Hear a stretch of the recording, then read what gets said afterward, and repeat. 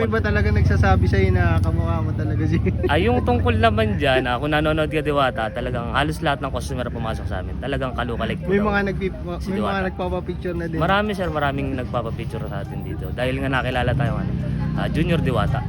Kaya nga naman hindi na ako nagpatumpit-tumpit pa at pinuntahan ko na agad itong Kuya Birch Pares na located dito sa Barangay San Isidro sa Rico Hermoso Compound. Kung hindi kayo pamilyar ay pwede nyo din i-search sa Google ang Rico Hermoso Compound at dadalhin na kayo dito sa may Kuya Birch Pares. Sila ay nagseserve ng overload pares kaldo at papaitan na sa halagang 89 pesos ay makakatingin ka na ng only sabaw, only rice at meron din kasamang drinks. So ayun mga tol, hindi ko na rin pinalagpas na ma-interview itong nagbabiral na tindero nga pala ng Kuya Birch Pares, si Kuya Eli, na kung tawagin ngayon dito sa Kuya Birch Pares ay si Junior Diwata dahil nahawig daw ito kay Diwata ng Diwata Overload Pares.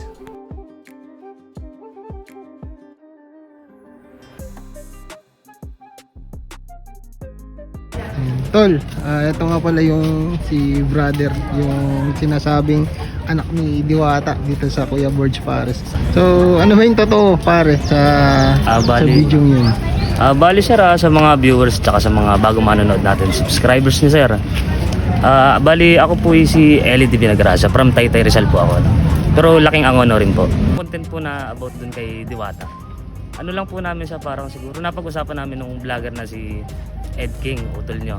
Dito rin sa Angono Rizal. Katuwaan lang din naman, di lang din namin alam na biglang magkiklik yung ganung video na yun na kumalat kung saan saan. Ngayon kung mapapanood man to ni Diwata, sana okay lang naman sa'yo, medyo lang, for content only lang din naman.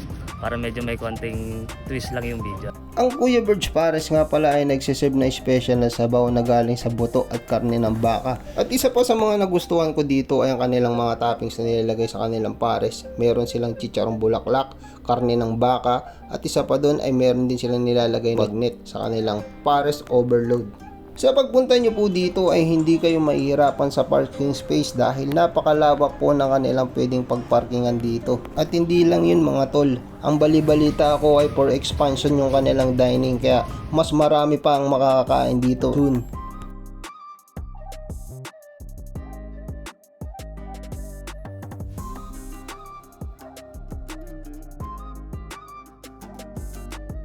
Ito pong Kuya Birch Pares Overload and Papaitan. Dito lang po siya sa may bali tapat po sa ni Methodist Angono.